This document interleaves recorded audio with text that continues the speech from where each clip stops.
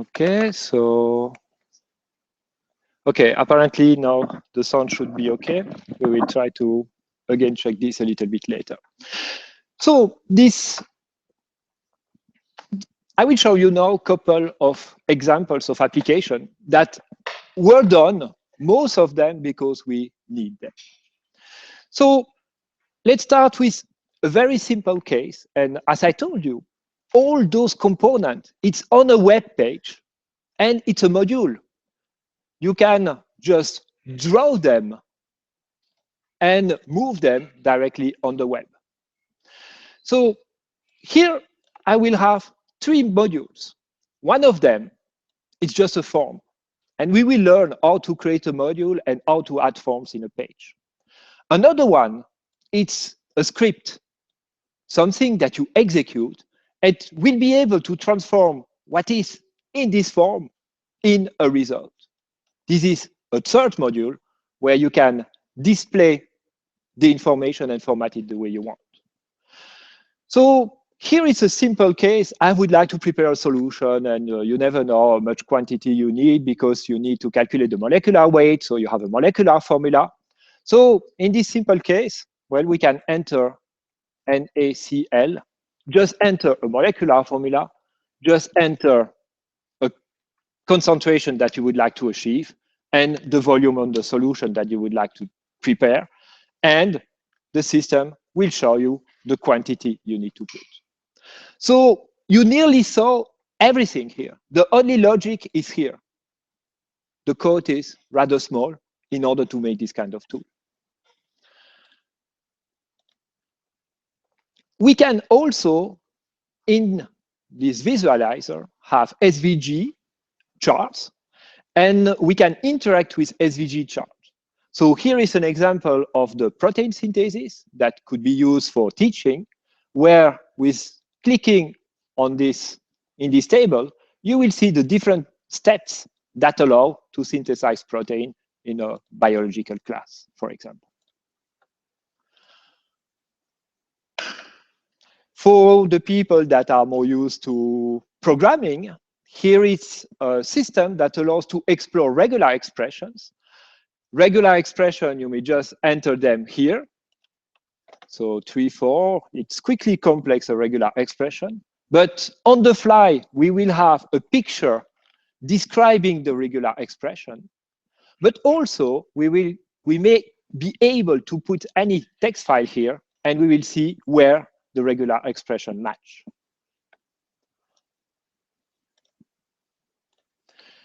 This is actually a project that was published. It's part of a research project of Kai Johnson, where in this research, there is one picture that it takes in the dark.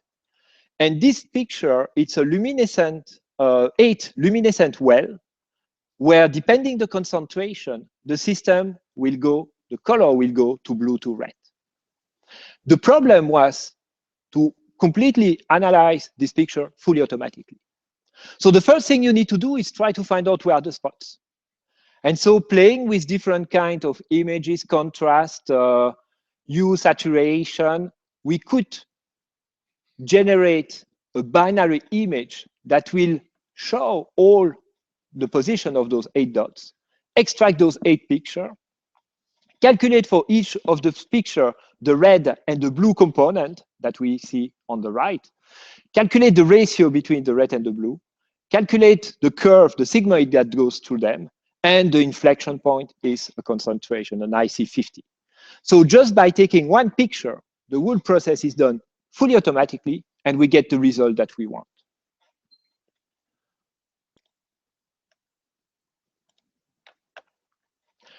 This is used during some classes of bio-oriented chemistry. The student, they need to understand what is a protein, what is a beta sheet, what are the hydrogen bonds. The student will have to write some script that allows to animate a protein. So in this example, they will have to find out where is an helix, remove all the other proton, display with a semi-transparent secondary structure this line of the helix, and then display the hydrogen bonds.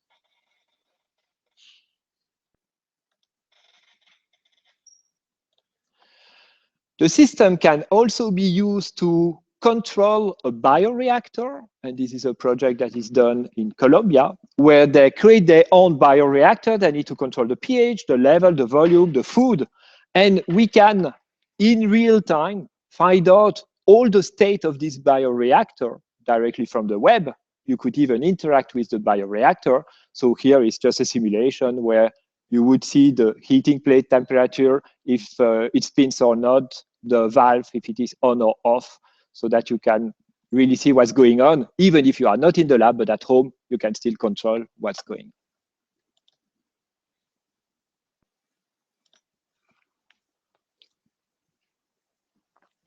In this example, we can generate many points. And for example, I will generate 10,000 points that are in 20 clusters. And those points can be visualized in a 3D scatter plot, where we can decide the color, the X, Y, Z position, the shape, and the size. So we have actually 6 dimensions that we can display in this chart. It's still fluid, as you can see, even with 20,000 points. And this is a tool that, for which we will also come back, that is called parallel coordinates, where each of these dots corresponds to lines, and we can select the dots directly from the web. We see we have 20,000 lines here, and still it's relatively fluid, what you can do directly on the web with 20,000 points.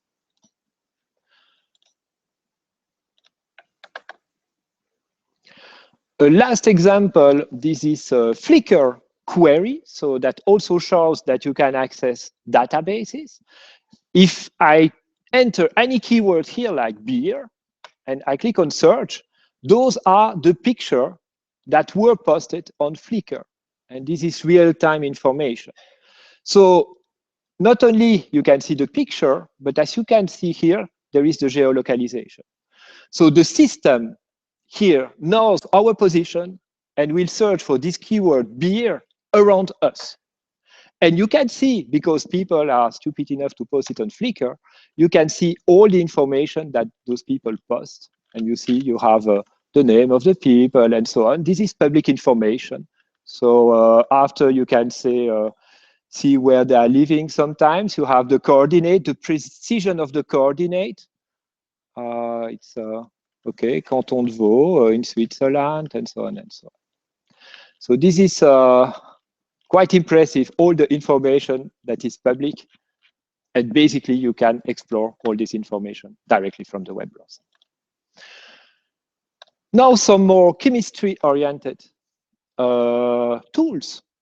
What we have here is the drug bank database. It's a database of 3,500 structures. You can do in the browser substructure search. So this is not a query that is done on the server. It's your browser that will make the substructure search. So it's extremely fast. It's interactive. I just click, I get the result. Okay, in this case, they are known. But I don't know, I put maybe a nitrogen up. I see immediately the results. And if I go over, I will see the information about this particular chemical, as we can see here on the right. All this is done in the browser, so it's extremely fast. This is a 3D scatter plot, but applied to chemistry. So we have here a set of molecules. This is an old version. There is a color problem. We can select what we want to display on the X, Y, Z axis. So we have here a set of molecules. We have the number of hydrogen donor, hydrogen acceptor. We have maybe the calculated log P, if you know what is Lipinski. And you can display this immediately on the chart.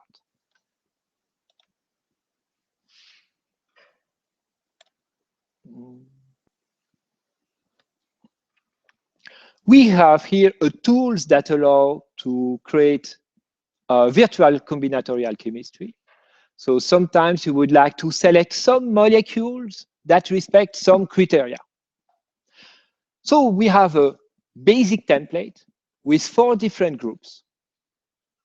And we may select each of those groups, what they can be. For example, here, it could be an acetyl. It could be a methyl group. It could be an amine derivative, an ether, a carbonyl, and so on. In your web browser, we will generate all the possible chemical structures. We will calculate the log P, number of hydrogen donor, acceptor, the molecular weight, and so on. We make these parallel coordinates. Each of those molecules have those characteristics. So you have a number of hydrogen acceptor, a number of hydrogen donor, the molecular weight, the log P, and so on. We see this line that is highlighted now. And we can now filter those 625 molecules just by drawing lines.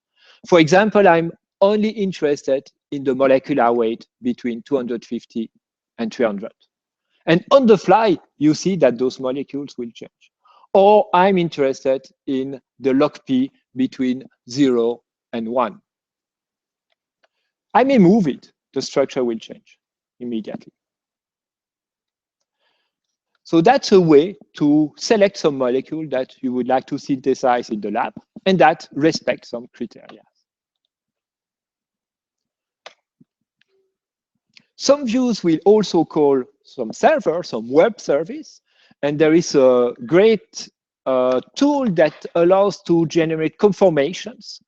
This is Moloch. It's done by Paul Gerber in Basel.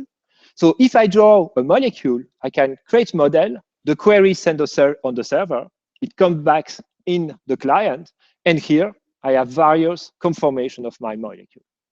So it takes no time. All this is real case. I mean, so you may draw any molecule, you get quickly a model. What's interesting, let's say you wonder if in NMR spectroscopy you have a NOE effect and nuclear over-Other effect, it's up to 5 angstrom. You would like to find out what's the distance between those two protons. You quickly draw a molecule, you generate the model, you double-click, you get the distance. So you can immediately try to find out if your idea is correct or not, if you can have a nuclear over-Other effect or not. So that's for chemistry. We have also some demonstration in mass. For example, you have an experimental mass spectrum and you would like to compare it with some theoretical one. In this tool, you can just draw the molecule and you will immediately see what you are expected to see in the mass spectrum. So for example, if I add a chlorine, it's well known that we have a specific pattern that appears directly. We have on-the-fly calculation of the elemental analysis, the molecular formula, monoisotopic mass, and this isotopic pattern. We can even paste experimental data if you want to compare the experimental data with the theory.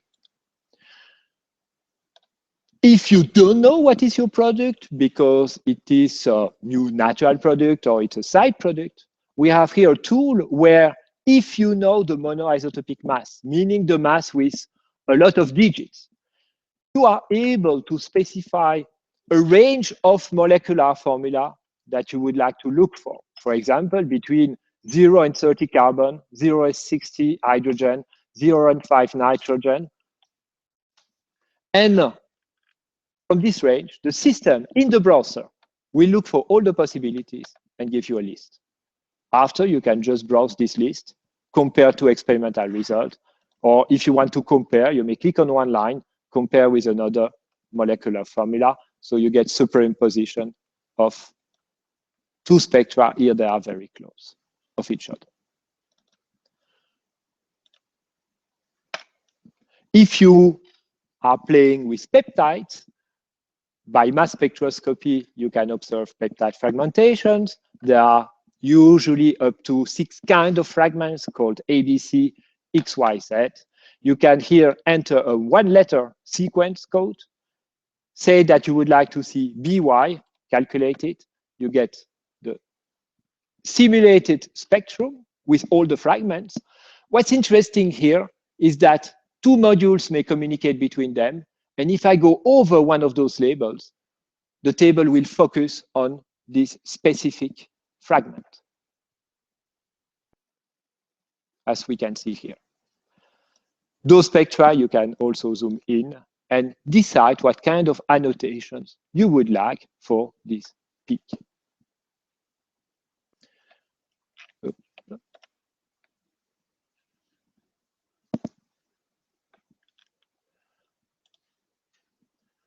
And finally, this is another web service that is calling an external service. If I draw a molecule, I'm able to simulate an NMR spectrum. This is using a service provided in Portugal. But the result, in the result, first of all, the system will know what are the equivalent protons. So the system is aware about what is diastereotopic proton, enantiomeric proton, or different protons. And if I go over nitrogen, all the protons that are equivalent will be highlighted. So the system knows that those two protons are equivalent. The same is true for those one and those one. What we see is that there is a highlight in many modules at the same time. So if I go in the spectrum, I wonder what's there. Just by going over, I see that there is one hydrogen that is surrounded by a yellow circle now. And as well in the table, I see there is one line that is highlighted. So if I go there, you see which protons are there. Or if I go on the other side, again, you see immediately what is the assignment of this NMR spectrum. Again, you are able to superimpose experimental data directly in this view. So that's a brief overview about some of the possibilities of the visualizer. What are you able to do just by drawing a couple of boxes in the web browser? Now, I think you have some idea about what could be done. It's time that you play yourself and start to learn how to use those different tools. And Daniel will give you an introduction how you could proceed to start to play with those tools.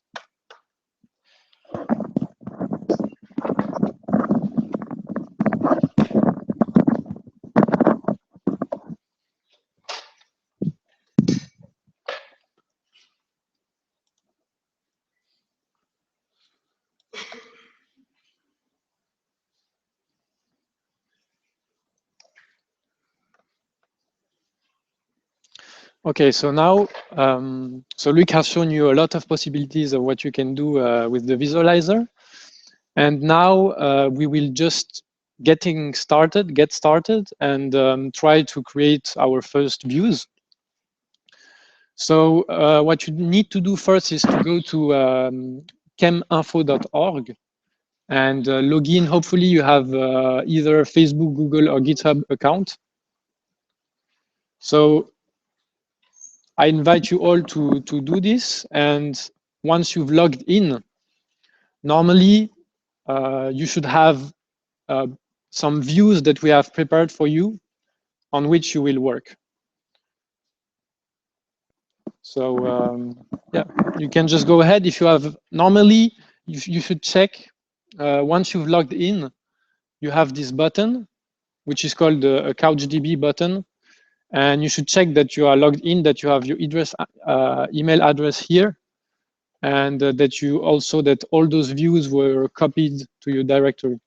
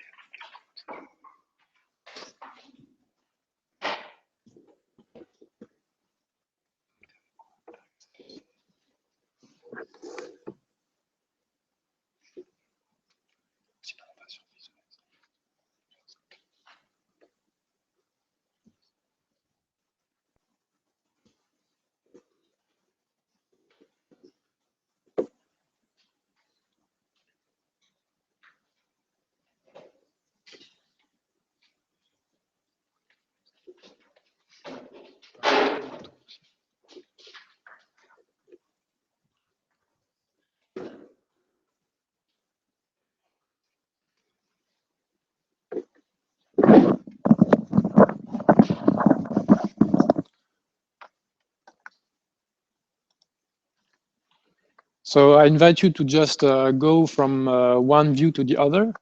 So to switch to view, just have to double click this button. It will appear, and there are some instructions on what you need to do. So I think we'll give about 15 or 20 minutes to do those 3 exercises that are in the folder Get Started.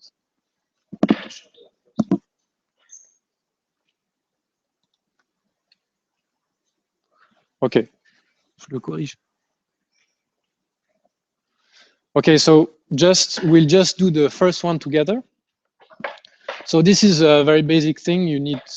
The first thing you will need to learn is how to create a module in the visualizer. So basically there are 2 ways.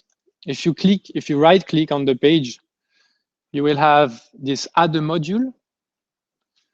And then you have a whole list of modules that you can create. So I will just pick one. So I will go to edition, object. So yeah, the tutorial says to do the code editor module. So the code editor module is in client interaction, code editor. So once you've clicked there, you have this crosshair, and you just need to click, drag, and release, and it will create a module. There's a second way to create that is faster, I think, to create a module. If you type this shortcut, you will be able to search directly the module in a search box. Okay. Like this. And now I can do the same and create my module.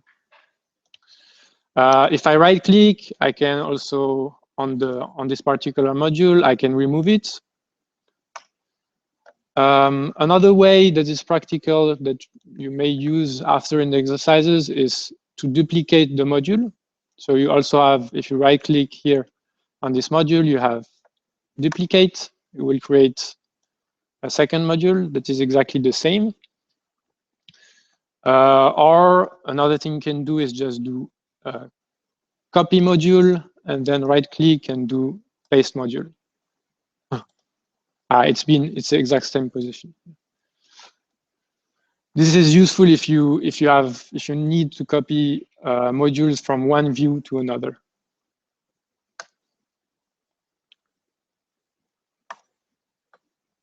Okay. So this is quite easy. So I think it's okay for everybody. So the second thing you will need to do is to save your work.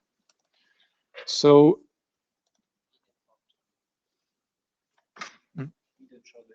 yeah, this comes after. Yeah. So we have a database where we store all our views, and we'll just show you how you can save your work. So basically, let's say I add some module, and now I want to save my work. So I go here to the CouchDB button.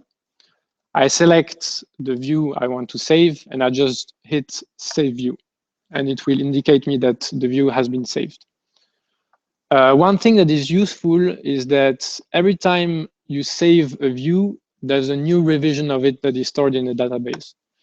This means that you can, if you click here on the little arrow on the left of the view, you can select any version you've saved of this view. This is useful if you do a mistake and you have to revert back to what you had before. So once again, if I double click here, I've came back to an older version of this view.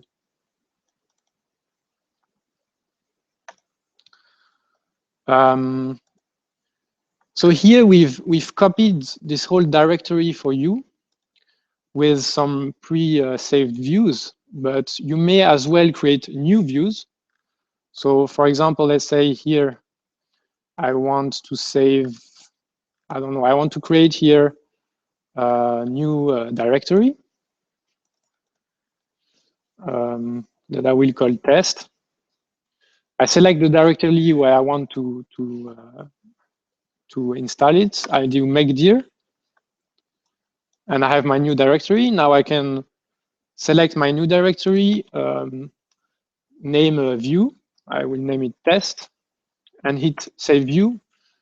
And you will see that it creates this new view that is called test.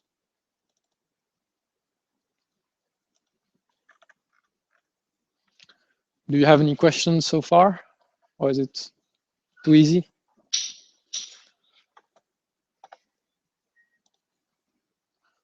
So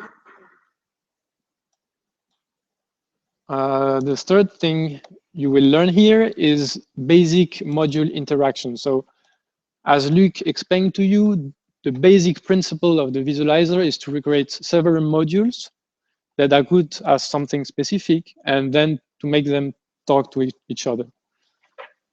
So should I explain, or I let them do the exercise?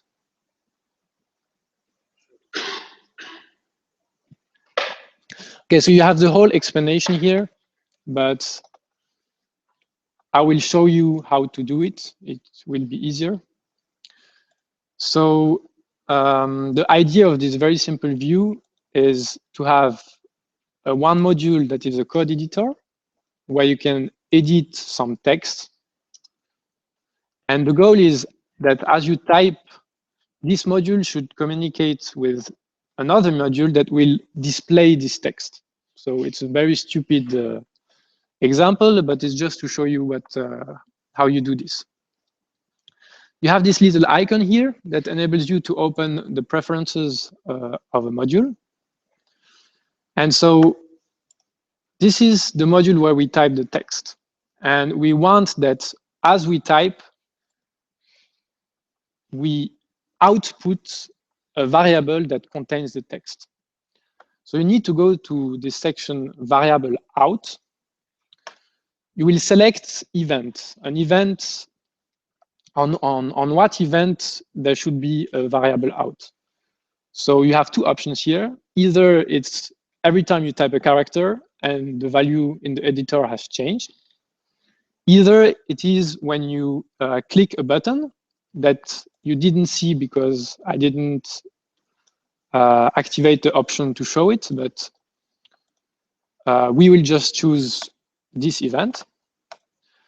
Then you need a reference, which is what will you output? So I will skip the explanation here, and just select the string containing the code. So just characters. GPath and filter, we will come back to this later. I will not explain now. And now I will name the variable I want to output. I will call it text.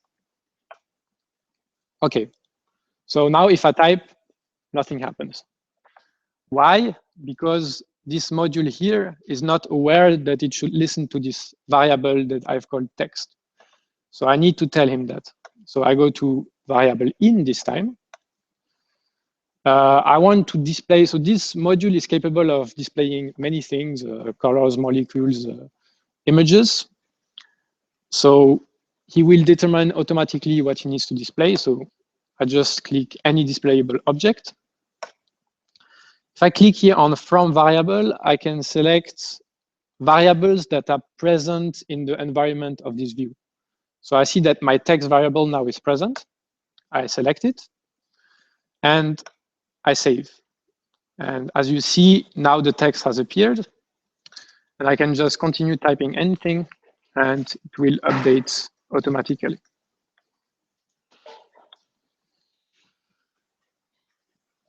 Do you have any questions?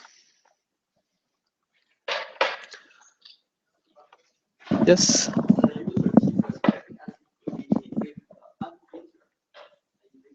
Yes. Yes, I will show you. So in this module, you have this option, show the button. So I will select this option so that the user can decide when he wants to send the data. In variable out, instead of selecting the value has changed in the editor, I will say the button was clicked.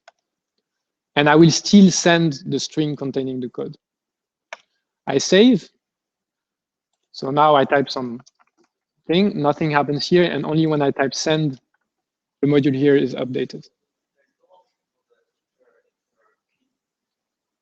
For the enter key, no.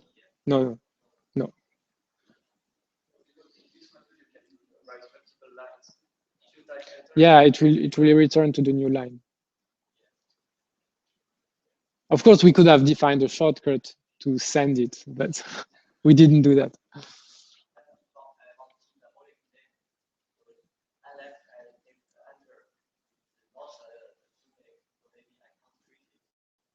Yeah.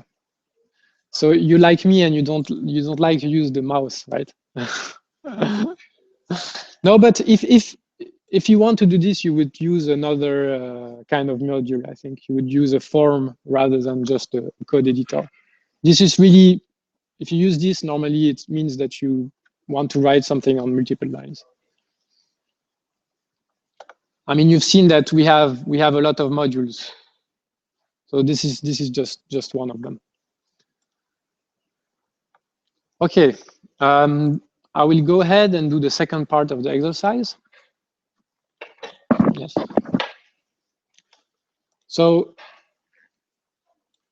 or maybe you can try to do it yourself. I don't know. It's basically the same. So now we should be able to do it. So the second part of the exercise is to create another code editor module, and then to configure the variables in and out so that the background color of this module here changes. So if you explore a little bit what can be put as variable in here, you will see that there is also, you can select a color to fill the module with. And here, just a tip, if you want, you can have several variables in, of course. You just need to click the plus button here to add a line.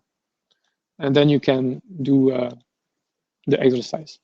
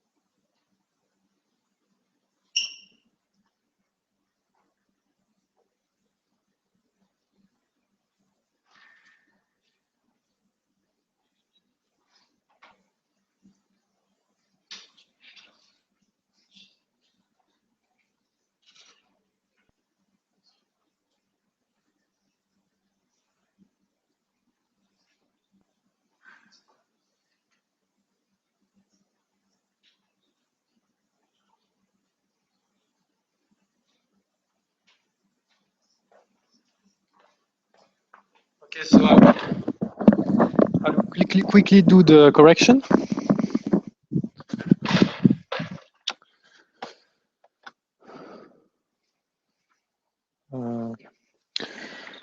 So what we needed to do was to again create a code editor.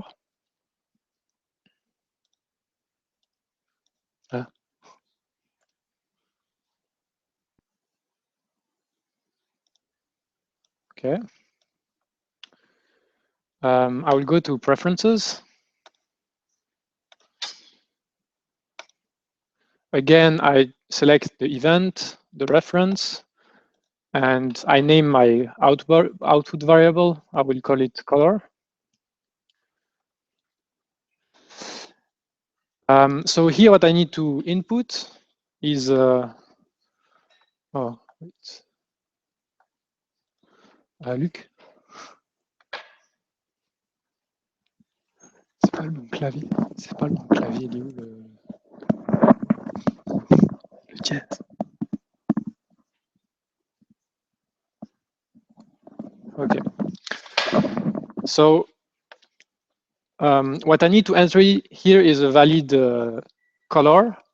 So the way you need to format this color is as you do for CSS. So any valid CSS color. So CSS is the styling format for HTML. So for example, this will be red. So this is the hexadecimal format with the two first letters coding for red, the two after for green, and the two last for blue. So it will be red. Of course, nothing happens because I have not set my variable in the display value module. So I will add this variable in. I select a color to fill the module with. My in variable is color, and I save. And now I have a red background. So I can change now my color however I want. And my module will be updated accordingly.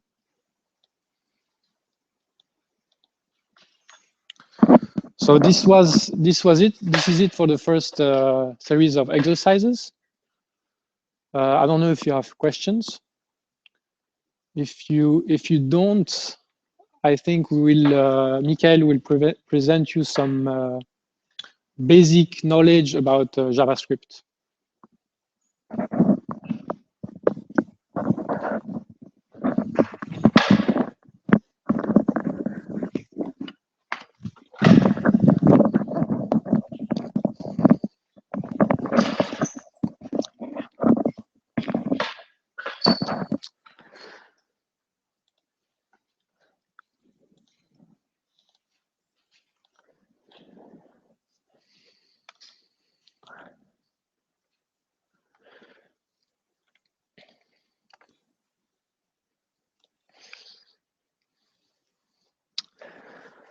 Okay, so now I will talk about JavaScript and JSON, because JavaScript is the most important thing that we use to develop the visualizer, and to make more advanced views, you will need to use this. So first of all, does anyone who doesn't know about JavaScript? Everybody has listened, heard about it? Okay.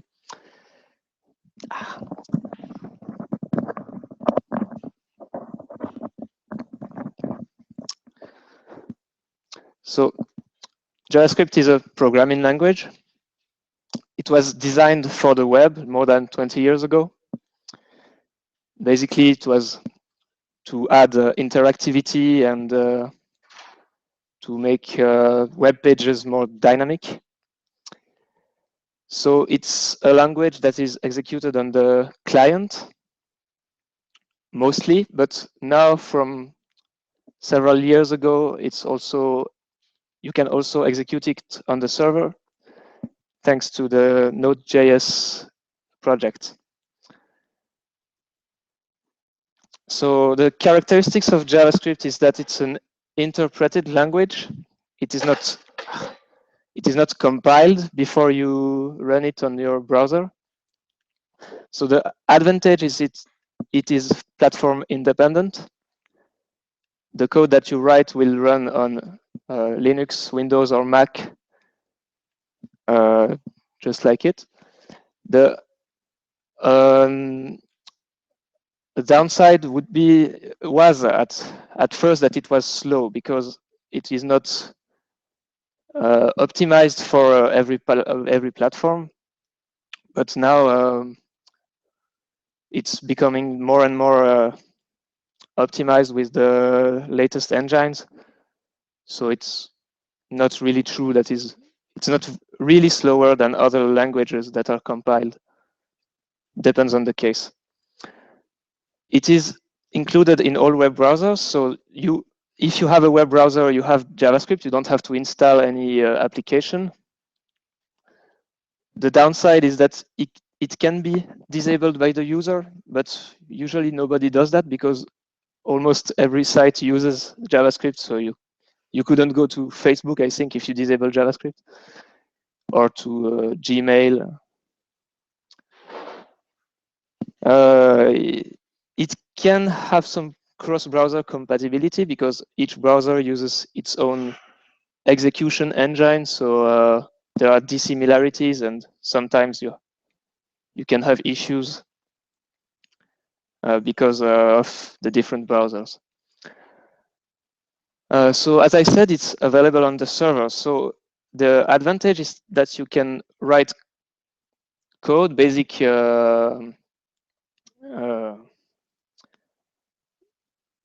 parts of applications that you can use on the client and also on the server. You don't have to translate in another language if you use JavaScript on the server as well.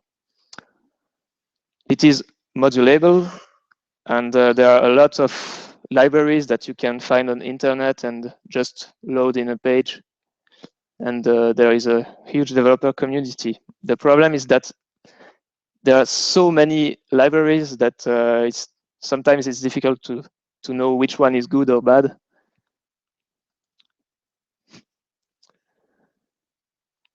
So now I will introduce some basics of the language because you will need to write some JavaScript code. And I invite you to go to the Cheminfo website and open the JavaScript folder.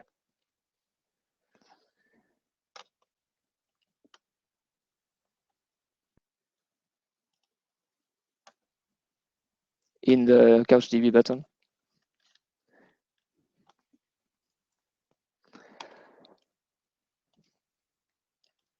So there are 7 small views with just one module inside it each time, and some basic explanations about the syntax, the variables, and different basic things about JavaScript. So I invite you to take your time and go through every view. And if you have questions, we are here to answer them. C'est parti.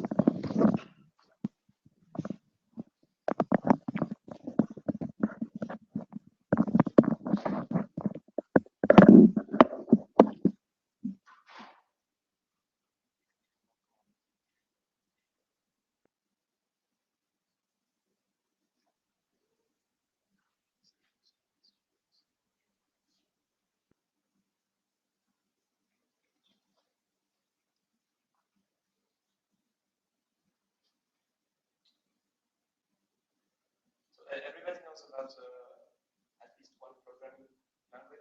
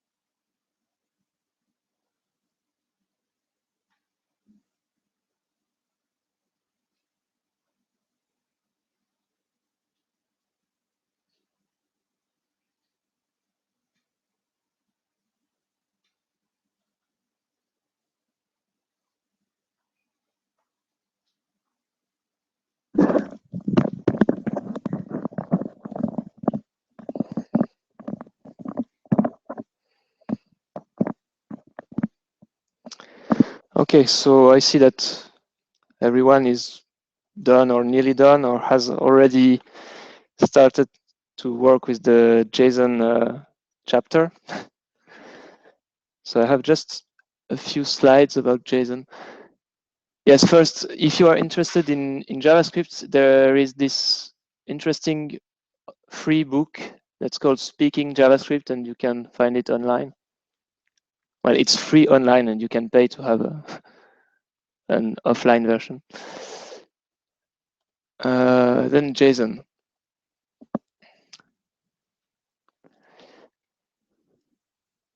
So JSON is JavaScript object notation.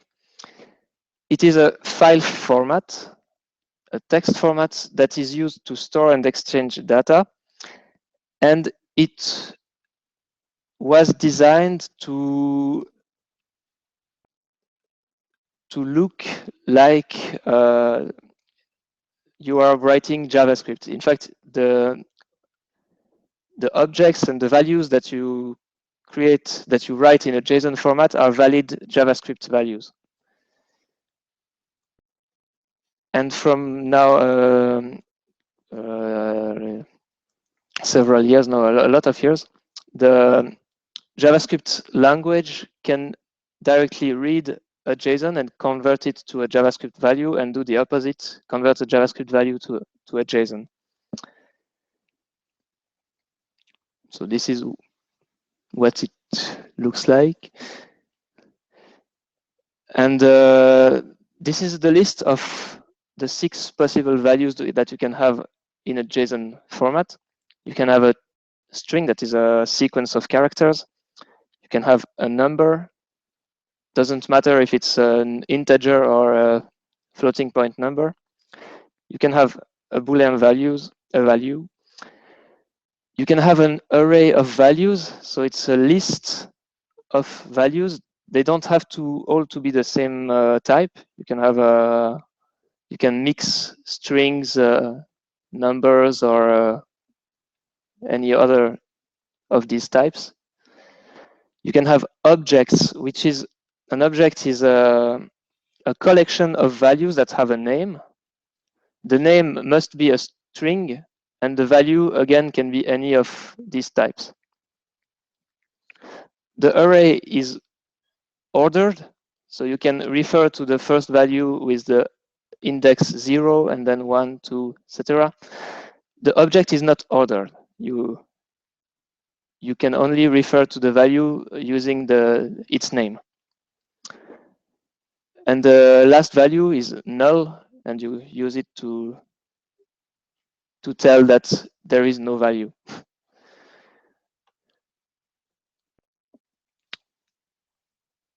So again, here there are 2 views about JSON.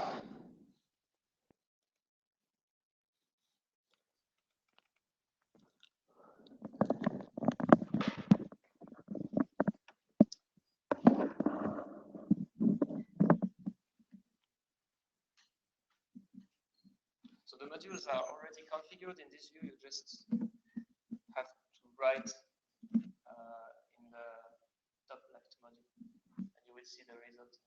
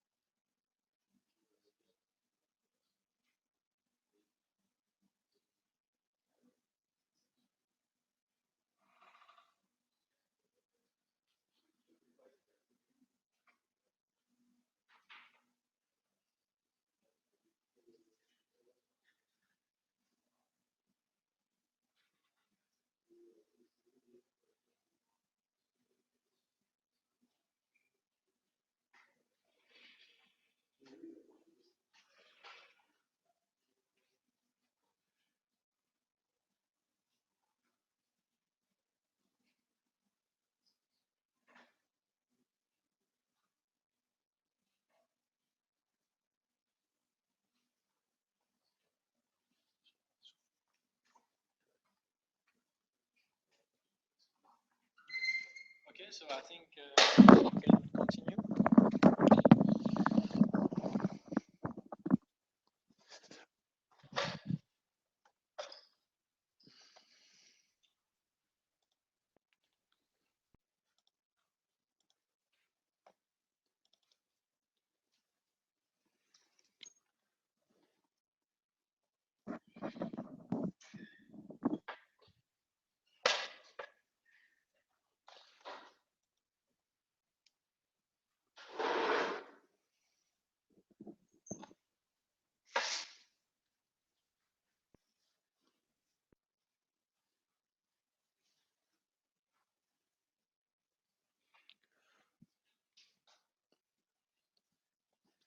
Okay, so the next thing I'm going to present is a notion that we have introduced in the visualizer, which is called the JPass.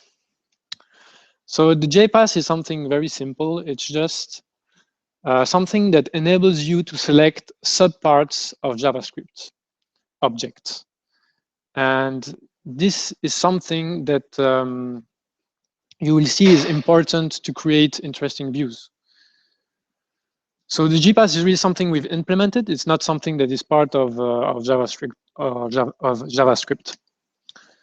So let's say we have this this object, and we want to select a subpart of this. So in this case, we want to select the menu property of the myObject variable. So the way you would access it in JavaScript, you would do myObject.menu, and you would have your object. But we want a general way of defining a path to that part of the object. And this we do with something we call a JPass. And in this case, it's just an array with one element, which is menu. And basically, it just says, go and get the menu property. OK, let's say now we want to get this part of the object, so the show property. This time, we have two levels of beneath my object. So my object.menu.show. And the JPass this time will be an array with menu and show. So it's very simple. So you can also inspect into arrays with a JPass. So how this will work is you will have an array with menu, menu item. Menu item is an array. You want to select the first element of the array. So you have a 0, which is the index of this item. And then you want to get the onClick property. So your JPass will still be an array with all those elements. And so how does the JPass work in the visualizer? So when you define a variable in, the visualizer will inspect this object and will basically generate a tree which will enable you to, with the graphical interface, select the JPass. So basically, it just recursively goes into every property of the object. And every time it finds a string or a Boolean or a number, it's a leaf object in the tree. And every time it's a non-empty object or array, it means that there's still something subparts in this object. And so we will directly go to the practical part. And so you have in your folder a JPass. You have a JPass folder normally. So I will just explain a small trick because I think otherwise you will be confused maybe. So this module can say has a JSON, and it outputs the variable which I called. Okay, this already has a JPass. So let's create another output variable. The object has changed. So you have this JPath. You can select whichever path you'd like. So for example, I will select a menu here. I will call it menu. And I will save. I will create another module, object editor. I will give a variable in, JSON object, and I select menu. So the thing now is that if I try to go now into variable out and select a JPath, it will not work because the visualizer has not yet inspected the variable in. For the visualizer to inspect the variable in, you have to save first. So now the menu object is displayed. But if you want to put a variable out now you're able to select a JPath. So this is just a little trick, because if you try to do all the configuration of the module at once, it will not work.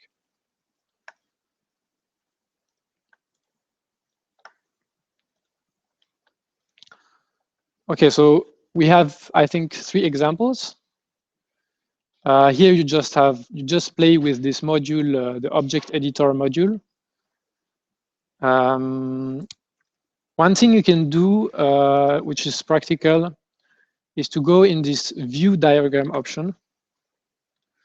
And this will basically show you a diagram of your modules. It will show you how they are connected to each other. And I don't know why there are no JPaths. Normally there should be.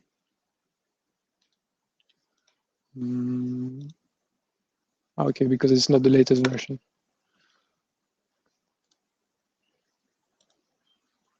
Okay. So now you can see how your modules are connected to each other. So here you have, for example, the object editor, which contains this example JSON. And you can see that this one has a variable out that says that when the object changes, you have to output the variable first menu item.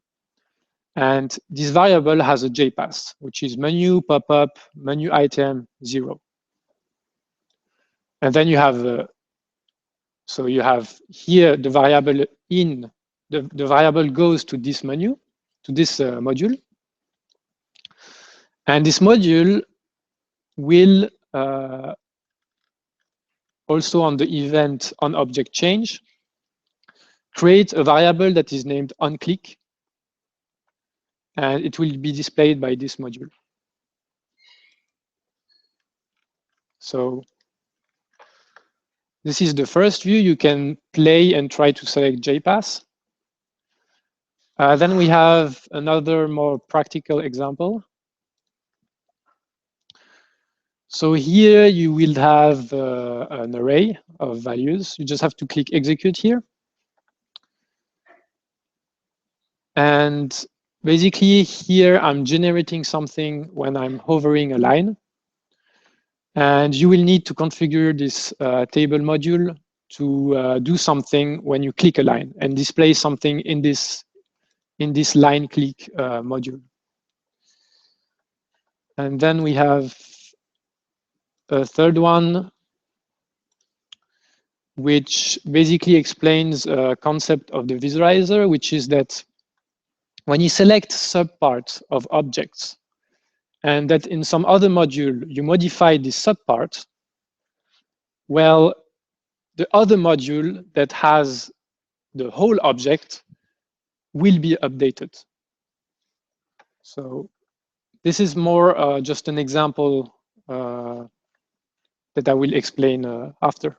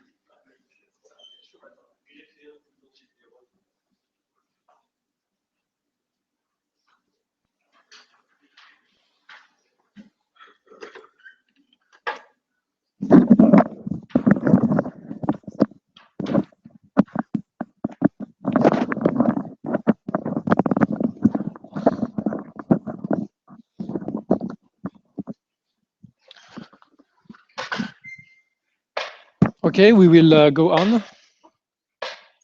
So I will just take a minute. So did anybody have difficulties with those exercises, or is it all right? I will just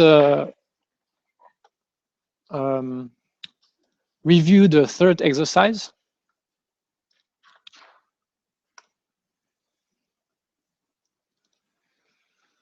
So what I wanted to show here is that you have this big object, which is an array with 100 values, 100 objects in it.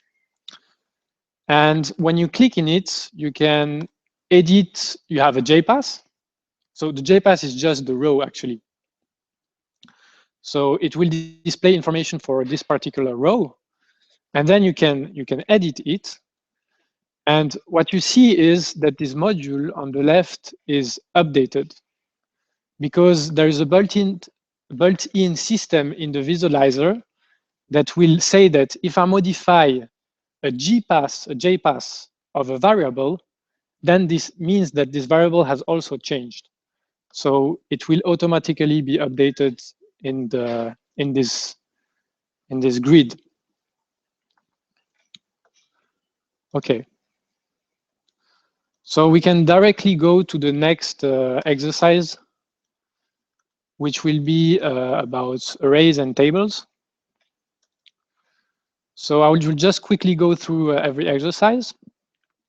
So in the first exercise, you just have to create and configure a slick grid module.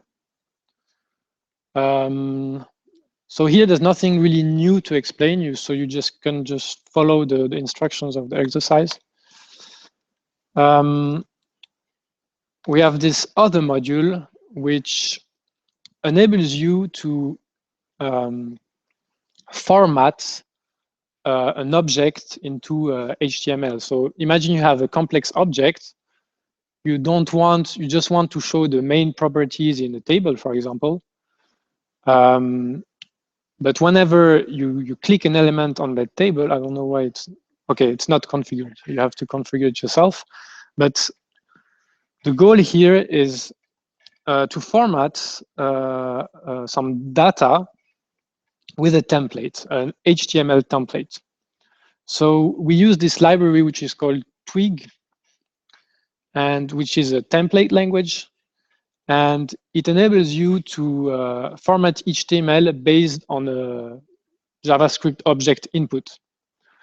So basically, you can directly access the variable in object, and with this special notation with the two curly brackets, you can actually output the value of this object in the HTML. And in this example, we only output the object itself, which here each time is just a string. But actually, you can also use functions to format it. And if you're interested, you can follow the links here that give some description about this Twig library. The third exercise will be a module where you have some data set, and you want to filter this data set interactively. So we have a module for that is called configured search, and it enables you to say exactly what you want to filter and how you want to filter. So for example, here, I have this data set, and I want to search into filter into the species part of the object and see if it contains a certain word, for example. But you can also specify ranges for numbers and so on. So again, you just follow the instructions. Yeah, here you basically have to do a view from almost from scratch. You only have this data, and you will need to create this. Sorry, I need to.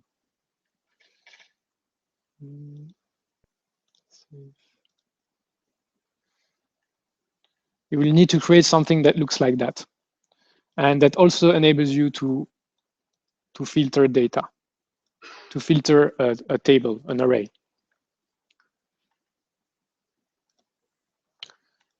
Okay, and I think there's a last one.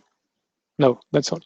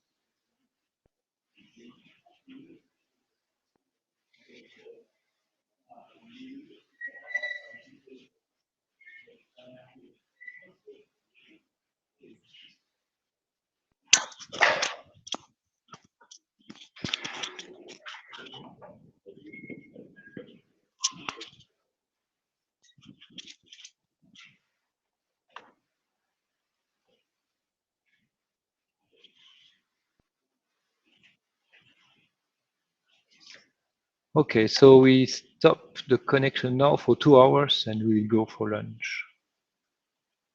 So we start again at 2:30.